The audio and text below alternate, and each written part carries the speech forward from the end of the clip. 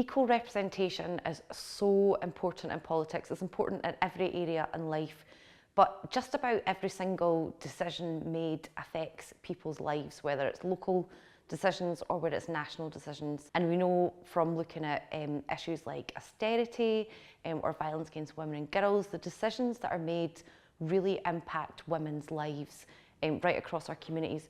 So we really need to make sure that we've got lived experience voices making those decisions so that they better represent our country. We've got a long way to go in terms of equal representation, particularly in local government. Only about a third of councillors are women, and there's even less than that in senior positions like finance and council leaders. So we really need to make sure that we get better representation and make sure that women are more involved across different policy areas as well. My personal motivation was a bit mixed. Certainly I really care passionately and deeply about my community. I've always lived in my local area, I grew up in my local area, and I want to make it better. I'm a care experience person, so I've got lived experience and an insight into things that I feel should be changed. But I think, like a lot of people, I was really motivated after the independence referendum. I think there was a real reaching out in terms of how people participated, and some of the political speakers and thinkers and the conversations that we had around politics were ones that I never felt that I could access before.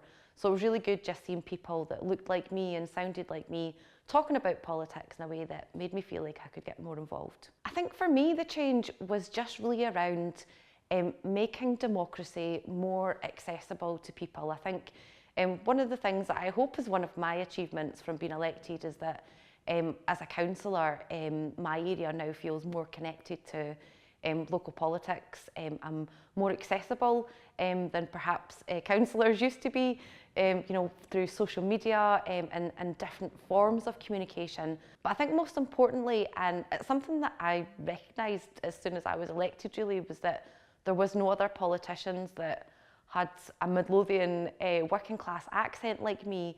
There was nobody else that was a parent like me as well. So I just really wanted to make sure that politics was as engaging and participative as possible, and that's still my goal even now. The one thing that I wished that I knew, or information that I had access to when I was first elected, was probably I wish I'd had a crystal ball and that I could see what I've managed to achieve throughout the whole term that I've been elected. I think I personally suffer from imposter syndrome. I know that many women in politics do as well, and I think when I was first elected I just didn't see myself as being able to be a councillor and to achieve some really good things while being a councillor as well. I certainly lacked confidence, so I guess I just wish that I could have seen that. And I think the other thing that I wish that I knew when I was first elected was about the support network that was available, not just within my own party, but across all the parties. And I've made some incredible friends as councillors and council officials that have really helped and supported me. So I certainly wish that I had known that right at the beginning. And I think the last thing that I wish that I had known was that I just wouldn't know everything on the first day, straight after you're elected. I think there's this kind of train of thought that you can immediately just kick off and start running. There's a lot of things to learn about being elected, and it does take you a while to get running. So I think it's important to not put too much pressure on yourself and just kind of relax into the role. I think the thing that surprised me most about being a councillor is just how important councils are, just how important local democracies are. And I really wish that this was something that had you know, more of a national profile. I mean, councils, yeah, of course deal with, you know, bins and all the other things like that.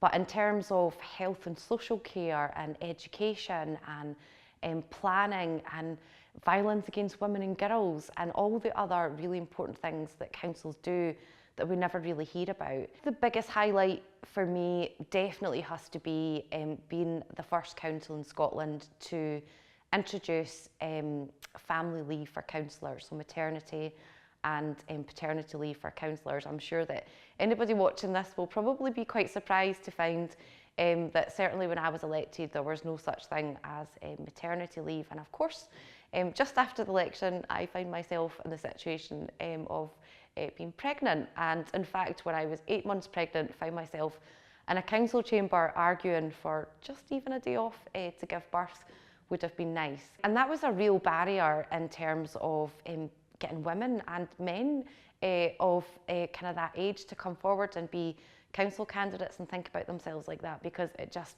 is such a basic human right to be able to have that time to bond as a family and to bond with your baby. And I don't think that there's any other type of employment out there where we would think that that wouldn't be the right thing to do. So I was really proud to do that, and that launched a national campaign, and I think to date most councils have adopted that policy, and I hope that because of that we'll see more younger councillors, more women councillors coming forward for the next election. I think the biggest challenge and the biggest fear that I had around standing for election was just about putting yourself out there. It's quite difficult when you know, to kind of do that, and it's certainly the most strangest feeling in the world when somebody hands you a box of 5,000 leaflets when you've got your face and your name on it. I think particularly for women as well, to kind of put themselves up for that scrutiny.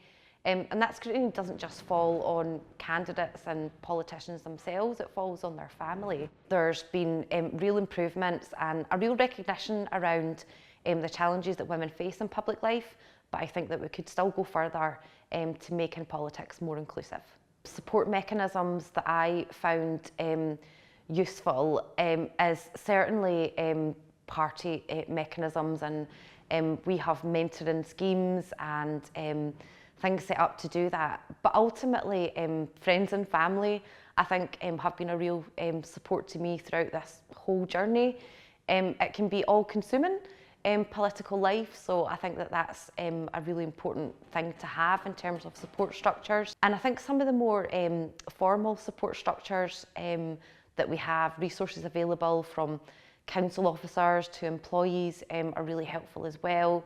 And there's various organisations out there that I've certainly drawn from, so Cllr, Women 50/50, and organisations like the Improvement Service and Cllr are really working hard to make sure that women are supported through the election process, but also while they're a councillor as well. For me, the choice about trying to make change through politics rather than campaigning and doing it through other organisations was a big one, but I did have some experience of community campaigning. I had campaigned against the closure of my son's school and various other campaigns around equality during my life, but I really just felt like I had a part to play in the decision-making process. And I think one of the most important things in politics, and certainly an aim of mine throughout my term, has been to try and make sure that we've got more lived experiences and more of those voices at the table, because